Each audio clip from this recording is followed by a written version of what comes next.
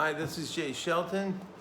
It's Monday, September 7th, I think 7th. Here at home, recording my greeting to the back to school night greeting to parents of the students of my Art 2 class. Most of these kids in Art 2 I've had previously, not all of them, but I've seen them all, except for the one or two that are new to the school. And I'm checking in their other Art 1 class. If they had Miss Johnson, they got to see me a lot. I'd walk around and look at their work and kind of talk to everybody as best I could, and of course my kids know me. And easier than Art 1 because to be in this virtual situation because these kids all got the fundamentals last year, and so like the last half of last year, Art 2 should go pretty smoothly. Some of the skills are hard to teach, but for anything that I find I cannot show well enough with, the school bought us these lumens, us arts teachers, so we can have our hands viewed while we do demos, and those work pretty well. In addition to that, I'm trying to find demos that are already existing online that deal with specific aspects of the projects. So between that, I think we're making up for that as best we can, that lapse in hands-on instruction. So far we've done we're well into our scratch board, which I like to start our one with, whether it's at school or online, because it involves a lot of the skills they learned in Art 1 already: texture, value, composition, proportion. But now they're doing it in a way, I don't know if you've seen them working on it, but you can't really afford to make mistakes, so it's kind of a risky venture. And next we're going to go into watercolor. We're going to have another supply pickup next week. I know that's difficult and kind of a pain in the rear to do, but I can't give you all the materials at once. That's too cumbersome. I don't know where I'd put them all in the office. Plus, that would take me so long to put together. The best I can do is like once a month, once every 3 weeks, have a supply run like this. So I'll give you more information on that. Pickup day is going to be a week from this coming Wednesday. Well, you guys are seeing it different. So it'll be Wednesday the 16th will be when the pickup is, and I'll give you more information on that. Those who don't know me, yeah, Jay Shelton. I've been at this school for 18 years. I've taught public schools for 27 years now, both back east and on this coast, both north and in Southern California. I've taught. Before that, I did private schools, all different populations, group homes, wealthy private schools, just every kind of situation you can imagine. I love it here at Monte Vista, where I've been for 17 years.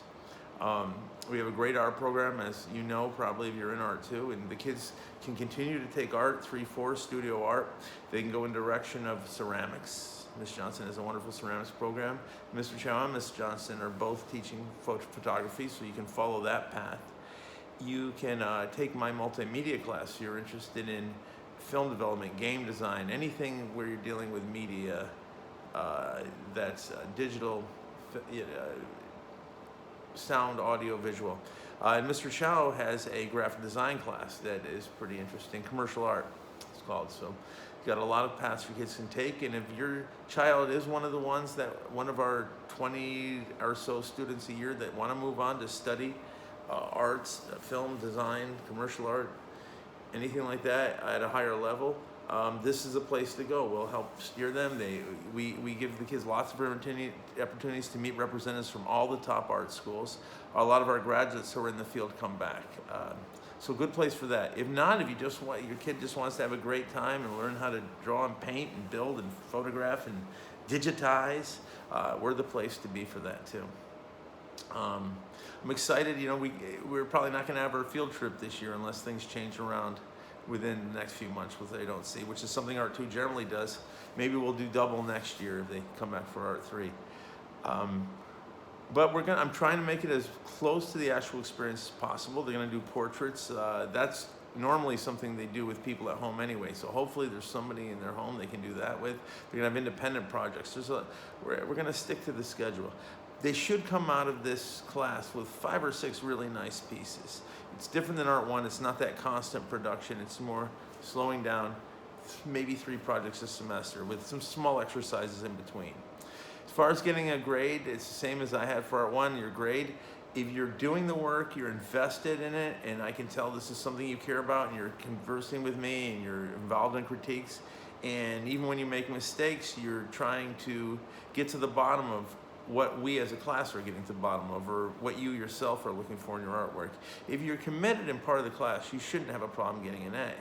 Not everybody does, because there's always those kids that it's obvious they have checked out on some level, which is very few kids actually at this school. And even less I'm finding in this virtual situation. My return rate of quality projects has actually gone up, and it was always pretty high. Anyway, I hope your kids are enjoying it. Feel free to contact me.